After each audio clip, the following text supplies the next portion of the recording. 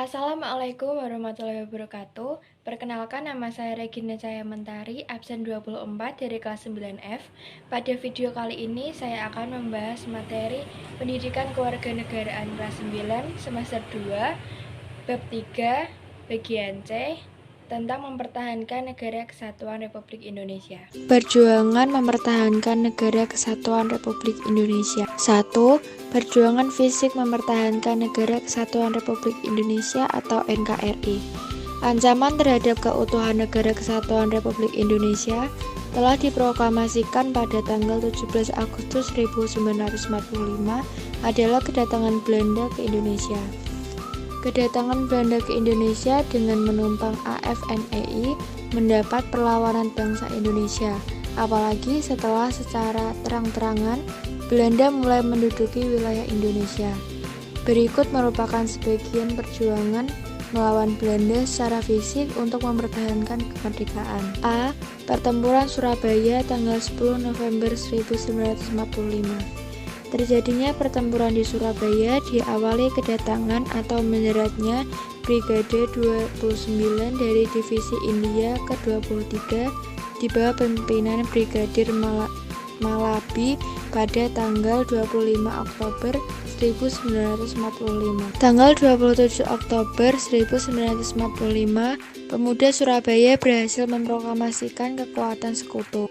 Tanggal 29 November 1945, tentara sekutu mengeluarkan ultimatum yang isinya agar para pemilik senjata menyerahkan senjata kepada sekutu sampai tanggal 10 November jam 6 dini hari. Ultimatum itu tidak dihiraukan oleh rakyat Surabaya. Akibatnya pecahlah perang di Surabaya pada tanggal 10 November 1945. Pemuda Surabaya melakukan perlawanan dengan menyusun organisasi yang teratur di bawah Komando Sungkono.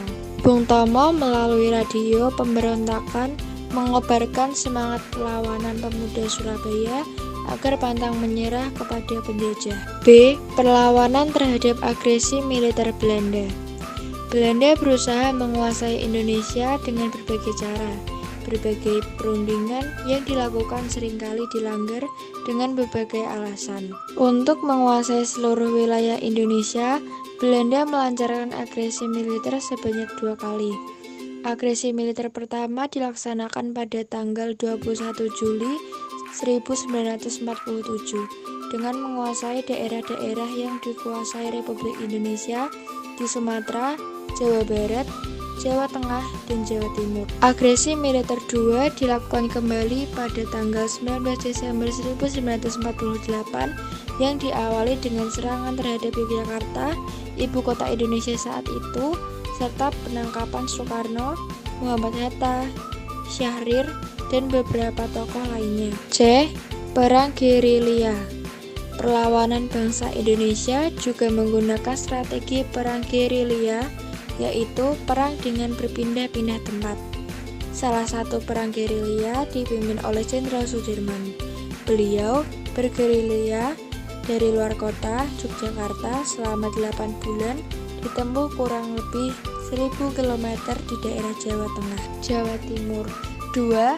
Perjuangan mempertahankan Negara Kesatuan Republik Indonesia melalui diplomasi.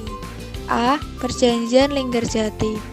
Perundingan Linggarjati adalah suatu perundingan antara Indonesia dan Belanda di Linggarjati, Jawa Barat pada tanggal 10-15 November 1945 yang menghasilkan persetujuan mengenai status kemerdekaan Indonesia. Hasil perundingan ini ditandatangani di Istana Merdeka, Jakarta pada 15 November 1946 dan ditandatangani secara sah kedua negara pada 25 Maret 1947. B. Perjanjian Renville.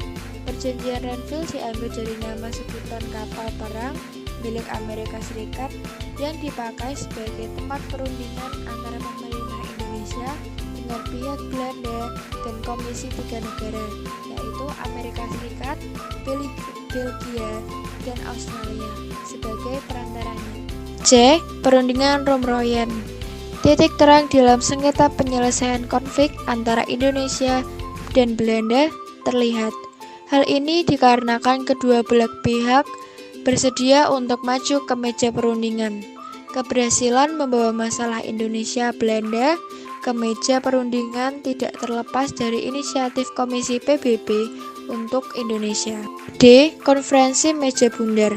Konferensi Meja Bundar atau KMB yang berlangsung di Den Haag pada 23 Agustus sampai 2 November 1949 berhasil mengakhiri konfrontasi fisik antar Indonesia dengan Belanda. Hasil konferensi tersebut yang paling utama adalah pengakuan dan penyerahan kedaulatan dari pemerintah Belanda kepada pemerintah Indonesia yang disepakati akan disusun dalam struktur ketatanegaraan yang berbentuk negara federal, yaitu Negara Republik Indonesia Serikat. Sekian video pembahasan materi dari saya, kurang lebihnya mohon maaf. Wassalamualaikum warahmatullahi wabarakatuh.